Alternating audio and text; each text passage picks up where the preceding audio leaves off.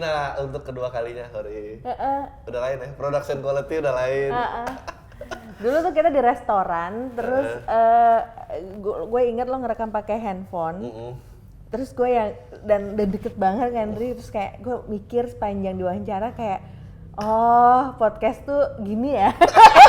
Gini banget sih, kayak kita tuh duduk di kayak terus ada kayak pakai handphone kayak gitu kayak. Enggak, gue tuh selalu berprinsip ya. Kalau orang nggak pernah ngerasain somai, dikasih somai apapun pasti bilang enak. Jadi at that time kan belum ada yang lain tuh, belum ada pembanding. Jadi mau pakai HP kayak mau pakai apa, yang penting mulai Yang dulu. penting kualitas percakapannya. Betul. Tapi bagi kebanyakan fans Emily, gue tuh cuma om-om nggak lucu yang nggak jelas posisinya buat mereka. Gitu. Karena lo pinter. Ya. Tapi gue pertama kali diajak ke wahana kreator pun gitu loh rasanya. Gue itu kayak ngebuka mata gue. Ada ya orang ya hidup cuma ngayal-ngayal gini gitu. Kayak lo ngayal, berkolektif dan lo bisa berkantor gitu. Gue nggak menyangka sih itu, dan itu pertama kalinya kayak oh ada ya gini, dan di taraf hidup yang lumayan, maksud gue kalau lo gembel gue nggak tertarik.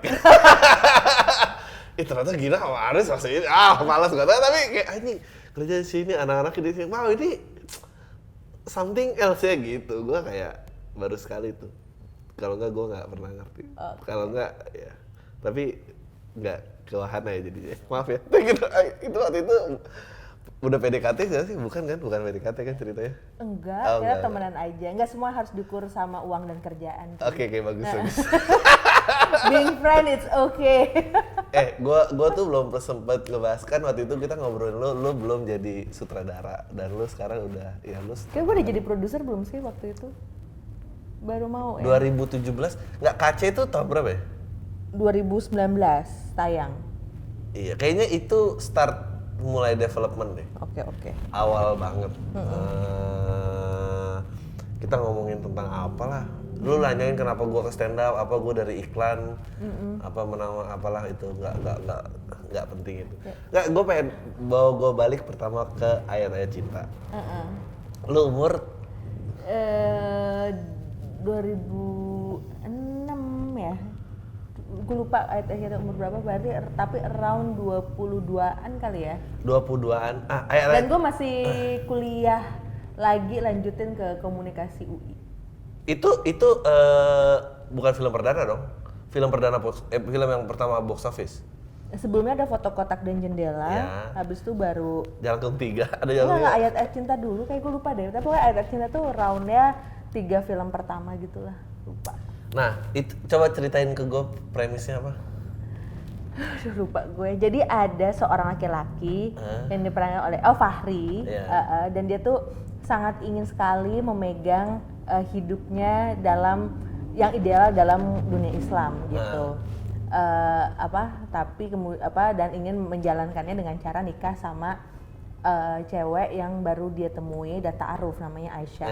Namun kemudian dia kesulitan ngejalanin idealismenya dalam menjalankan agamanya ketika dia dituduh memperkosa perempuan lain gitu. Oh. Edgy sekali ya itu untuk edgy tapi pop. Jadi itu dari novel. Terus kemudian ya udah difilmkan. Yang ngedirect Mas Hanung, gue nulisnya berdua Aris. Lo keberatan gak sih cerita perubahan perspektif apa yang lo alamin dari Gina yang itu ke Gina? Sebenarnya secara filosofikal nggak ada yang nggak terlalu berbeda jauh gitu. Gue masih percaya kalau manusia itu. Oke, terus lo percaya? Nggak apa-apa, kita kan semua mengalami. Oke. Maksud gue gini, yang gue tetap hargai dari film itu adalah konteks sabar dan ikhlas. Oke. Bener dong. Bener. Lo mau secara fisik gue mungkin berubah gitu ya bentukannya gitu dulu dan sekarang gitu. Terus tapi sebagai sebuah elemen perjalanan ya sabar dan ikhlas itu ada sesuatu yang harus ditemukan apapun caranya gitu. Nah itu satu. Terus kemudian sebenarnya tuh yang nggak berubah dari dulu tuh ketika ngomongin soal berusaha memberi suara terhadap perempuan. Oke. Jadi waktu di novelnya di Ayat-Ayat Cinta itu tuh si karakter istri keduanya dibikin meninggal. Jadi gini, jadi itu kalau dipikir-pikir emang agak absurd sih. Harus gue akuin. Jadi dia tidak mau menyentuh si cewek yang koma ini yang patah hati. Jadi si Fahri ini disukai sama si cewek lain namanya Maria yang beda agama of course. Jadi udah akrab banget nih, tapi karena kamu beda agama. Tapi dia statusnya udah husband.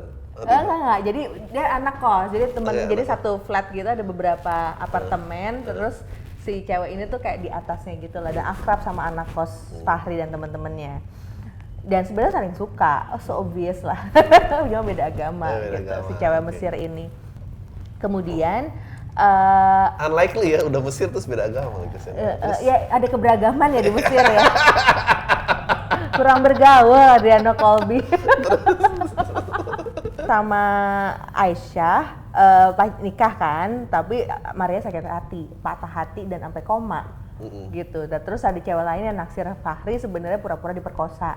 Ditangkaplah Fahri masuk penjara dan Fahri tuh kayak nggak mau menyentuh si Maria ini tuh karena bukan muhrim dan sebagainya. Akhirnya mereka menikah lah dalam keadaan koma yang pokoknya lemah gitulah, melemah gitu. Nah kalau dari dalam novelnya, kemudian ketika Fahri dibebaskan, dia sama Aisyah, si Marianya meninggal. Jadi akhirnya walaupun dia poligami, tapi nggak poligami. Pas waktu development, enak banget aja jadi Fahri, kurang ajar nih cowok.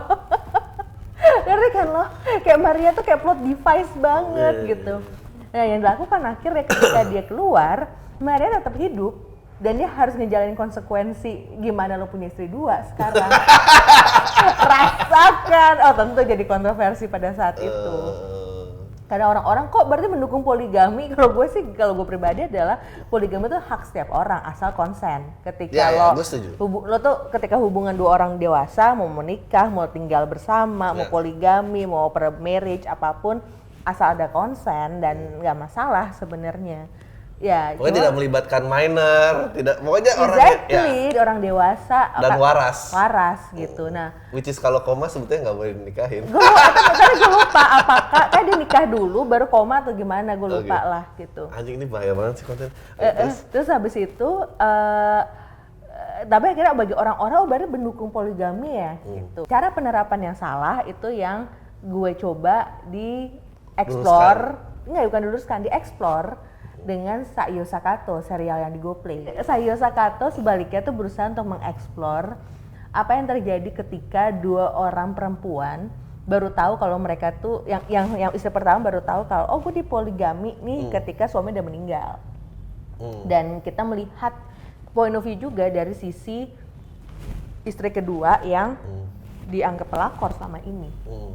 Gitu, mencuri laki orang gitu I yang don't understand tuh pengen. Nah itu yang berusaha gue explore gitu, bagaimana hubungan dua perempuan yang disatukan sama in a way cinta yang dari laki-laki yang sama, persaingan yang sama berpikir am I good enough as a wife gitu, apakah pernikahan itu, apakah cinta itu yang kayak gitu. Iya, gue nggak kebayang sih. Gue nggak kebayang ngebohong segitu lama terus tiba-tiba mati lagi. Dia anaknya jujur banget. gue nggak bisa gue.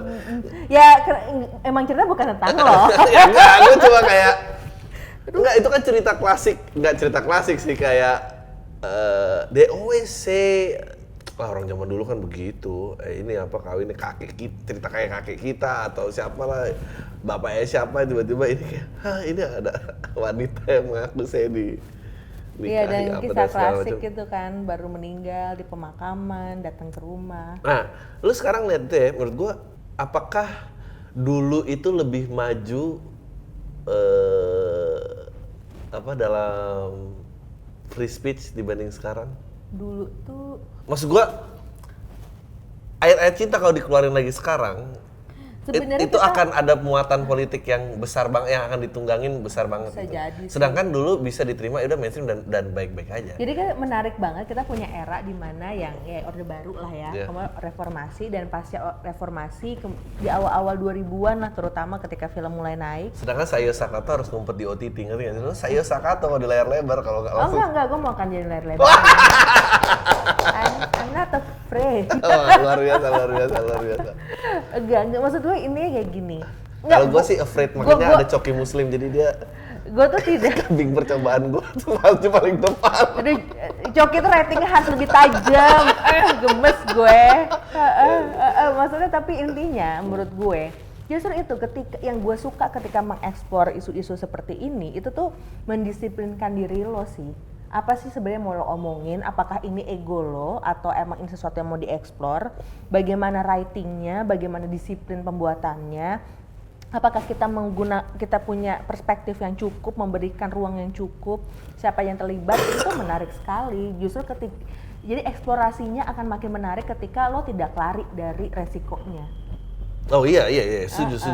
Nah, yang menarik gitu ketika di dunia film lah minimal gitu, setelah reformasi kita tuh punya kebebasan itu sebenarnya untuk eksplorasi. Lo misalnya gue nggak kebayang arisan tayang sekarang, Adam X, terus Quickie Express gitu. Bahkan kita dulu udah punya loh film poligami berbagi suaminya tehnya gitu, dan banyak hal. Tapi kemudian kan makin lama kita makin kembali lebih konservatif lagi gitu, dan tidak jelas siapa musuhnya. Nah, tapi menurut lo ada hubungannya nggak ya di tahun 2000-an awal itu dengan pertumbuhan screen ke dua pemilu terakhir? Karena menurut gua kayaknya itu under the illusion nih. Under the illusion of kota-kota besar yang bisa mengakses aja. Now sebetulnya lebih banyak orang yang terakses. Sebenarnya layarnya itu perlu dari awal, memang jumlahnya sudah banyak gitu. Tapi kan yang membedakan kalau menurut gue justru pada saat itu sosial medianya nggak seheboh sekarang. Iya. Sosial media dan jumlah layar yang bertambah itu kan menandakan bahwa semakin banyak ada orang yang terlibat. Iya. Dan dulu kita bisa bikin edgy kayak gitu dan dirayakan umum karena nggak semua orang punya aksesnya. Bisa jadi. Dan yang paling menarik adalah dengan layar yang ada, bukan ini layar bukan layar bioskop ya, maksudnya kayak sosial media yang ada kan pada saat ini orang tuh makin jadi dalam bubble semua. Dengan maksudnya kayak lo tuh preferensi apa yang lo lihat, apa yang lo suka itu tuh ya udah diatur sama rekomendasi sosial medianya. Orang tuh makin hidup dalam bubble. Ya, menurut gua speech-nya Sacha Baron Cohen tuh luar biasa banget tentang Facebook Ads itu. Iya, gue suka banget sih. Anjir tuh free speech bukan berarti free reach gitu. Banyak banget kata-kata yang appeal to our baser instinct. Nah, tapi kalau lu pribadi ya, concern akan perempuan tuh timbul dari kapan? Kayak dari kecil deh. Gue puncaknya ke SMA. SMA tuh gue langganan jurnal perempuan. Oke, gue pengen tahu nih. Sama. The woke moment-nya Gina sebenarnya kapan itu kayak? Sama. Kenapa tidak adil selama ini? Enggak, maksudnya gini, gue tuh dari kecil, dari umur 9 tahun itu gue dikasih baca nama bokap gue tuh Putu Wijaya. Oke. Yang judulnya Protes. Astaga, terus oke. Betapa bokap gue tuh gak age appropriate banget ngasih bacaan tuh hadiah ulang tahun gue, dikasih itu. Dan itu tuh kayak apa ya?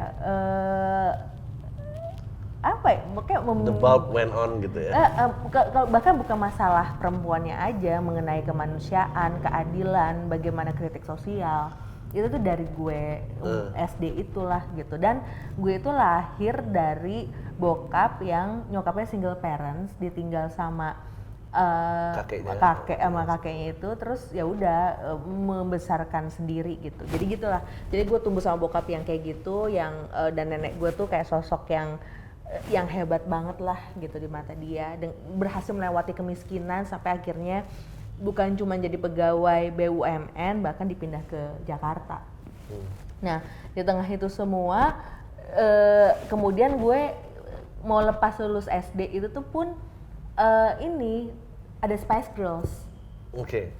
Yang gue inget banget, gue depan TV ngelihat video klip Wannabe dan tuh kayak wow gitu, terus dengan liriknya, dengan 5 perempuan yang punya kepribadian masing-masing dan mateng gitu.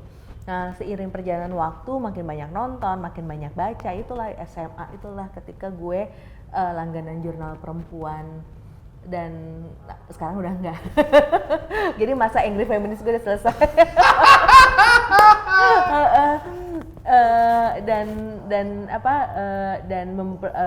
Gue baca ini Second Sex-nya Simone de Beauvoir gitu. Terus ya di situ tuh gue mulai gelisah gitu. Kemarahan lo pertama yang paling masih lo ingat? Itu tuh bahwa gue dari sistem patriarki yang, aduh ini apa sih yang gak masuk akal buat gue tuh ketika sesimpel nyokap gue tuh lagi makan di meja makan sekeluarga, terus gue bilang sama abang gue, tolong ambilin, pakai tolong ya, tolong ambilin sendok sama garpu dong gitu. Sama nyokap gue, itu abang nggak boleh suruh-suruh gitu. Gue yang dan sampai sekarang gue tuh nggak mau masak by choice. Gue di titik yang ada tantenya laki gue gitu, Gina belajar masak dong, nggak mau. Emang kenapa? Nyolot banget. Karena gue nggak mau, maksudnya anak gue tuh ngelihat, ya gue tuh masuk ke dalam sistem ini lagi gitu. Dan lu masih berusaha menarik generasi sebelumnya ke dalam percakapan ini? Udah enggak sih. Oh enggak ya. Setelah beat lo yang udahlah, orang tua tuh gak bisa berubah. Lebih cepat ditunggu meninggal. Kayak itu juga. Capek. Tapi sebenarnya keluarga gue tuh in a way modern. Tapi kan modern. Bagaimanapun perempuan di dunia bahkan bukan di Indonesia aja, ya pasti ketika dia bekerja akan mengalami yang namanya double job, kerja di luar ya kerja juga di rumah. Gitu. Dan gue bahkan masih mengalami gitu.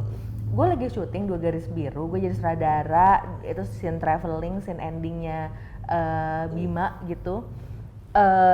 Jadi tuh ini truk pick up kecil, terus ada gue lupa namanya apa, pokoknya ada alat gitu untuk menarik rigging untuk menarik si mobil. Nah di tengah itu semua tuh handphone gue tetap penuh WhatsApp dari kelas anak gue, rumah dan lain-lain. Terus gitu gue dapet IG story-nya mbak gue mau pindah ke Hong Kong, stres lah gue. Dan gue kayak debat di tengah mau syuting ini, kayak lama-lama gue kayak berkaca-kaca sambil dengerin dialog. Gue dalam hati gue mikirnya sutradara laki-laki ngalamin ini enggak sih? Sutradara laki-laki tuh mau ngalamin gak sih di tengah lo syuting?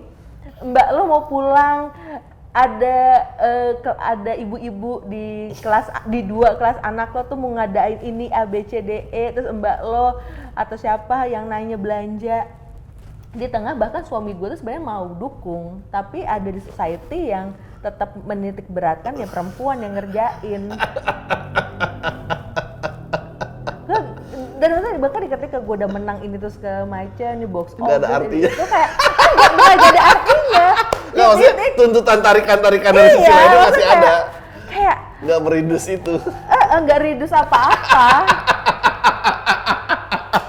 Jadi achievement seorang perempuan tuh tidak meridus tuntutan ini ya ampun, sedih banget.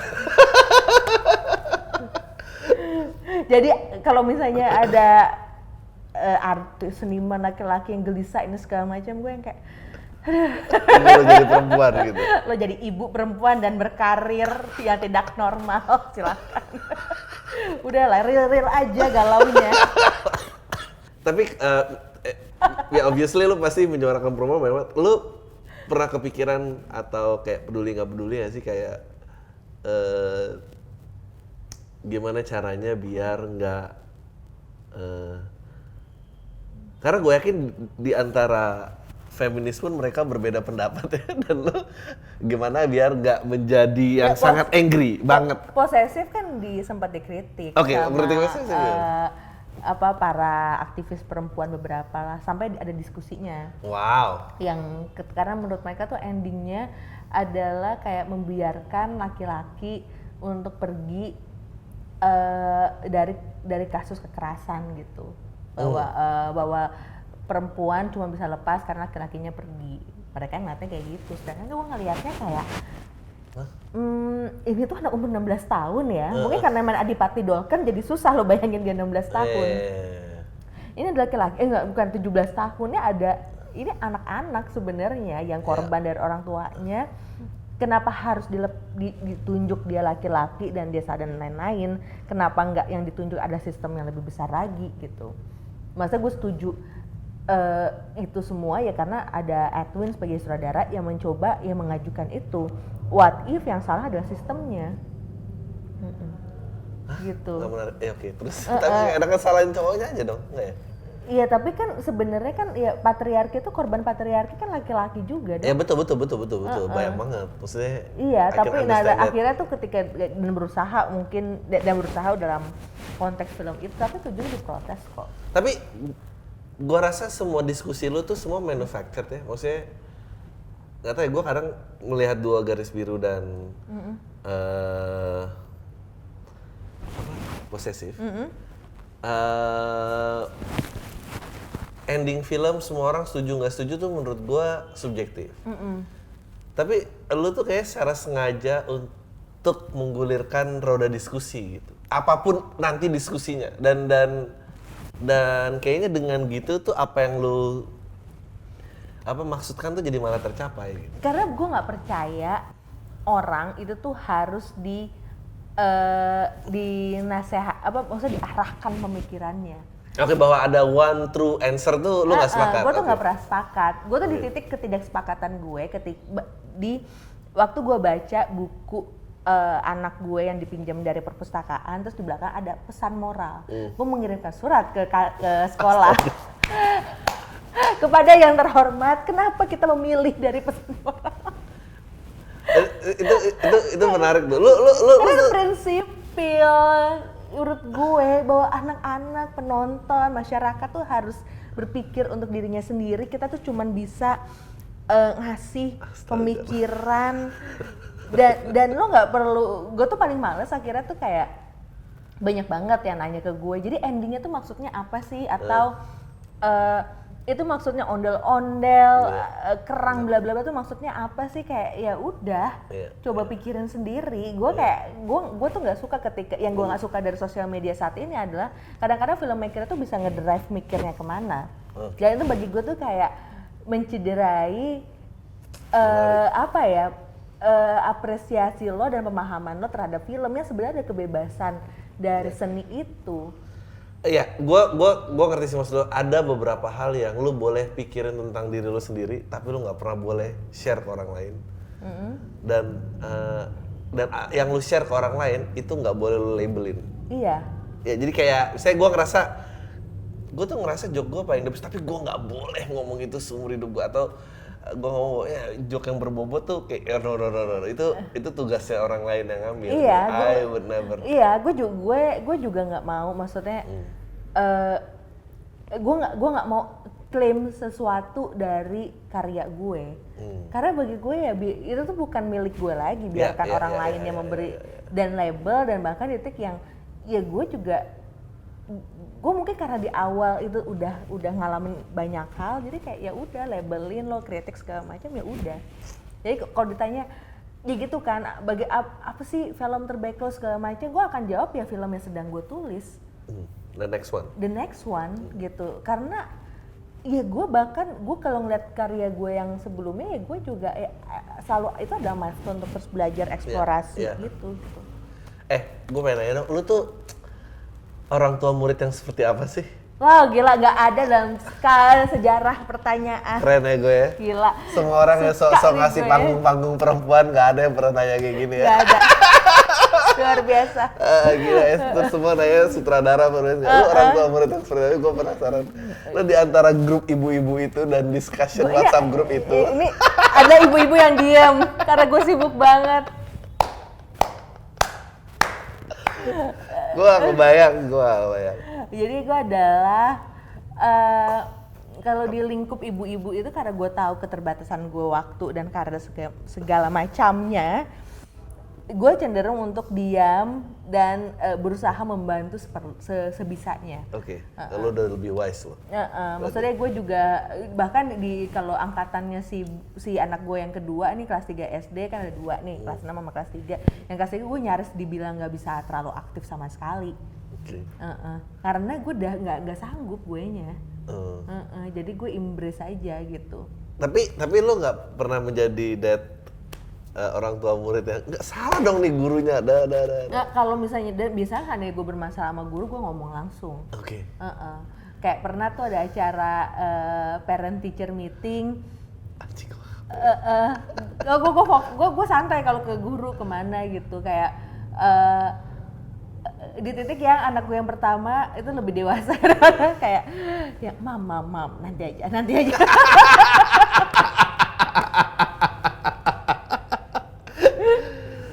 Tapi misalnya kalau misalnya anak lo menerima pengajaran sesuatu yang katakanlah outdated atau ini udah nggak applicable lagi, lo what do you say gitu? Untungnya kan sekolah gue kan sama laki gue kan sebenarnya sejalan gitu. Oke. Jadi dia nggak pernah gitu, ada masalah. nggak ada kayak pendidikan apa yang misalnya. Anak-anak gue tuh ya so far sih kayak kritis-kritis aja sih. Lo nggak mau eksperimen anak lo ditaruh di negeri gitu, see what happen dan ini. Tapi gue pengen ya. Gue mau eksperimen di seni aja. Pendidikan tuh gue kasih yang terbaik. Gue terlibat pembicaraan ini sama teman gue. Gue tahu misalnya lo misalnya ya gue yang cukup intens ngobrol misalnya Ipang gitu ya. Semua melalui pengajaran yang cukup konservatif, terus akhirnya kita we break the mold dan mendefinisikan diri kita tuh jadi apa. Meskipun nggak completely honest ke orang tua kita gitu. Gue selalu ngerasa ini kalau game belum come out nih gini ya rasanya ya gitu kayak ada yang disembunyiin apa tuh. Anyway, menurut lo penting dikasih batasannya so they know how to rebel? Apa nggak ada batasannya? Gue tuh kadang-kadang jangan-jangan yang bikin pola pikirnya kayak gini karena ada batasannya loh. Nggak tahu ya. Enggak sih, anak-anak gue dikasih pemikiran dan pemahamannya, dikasih alat untuk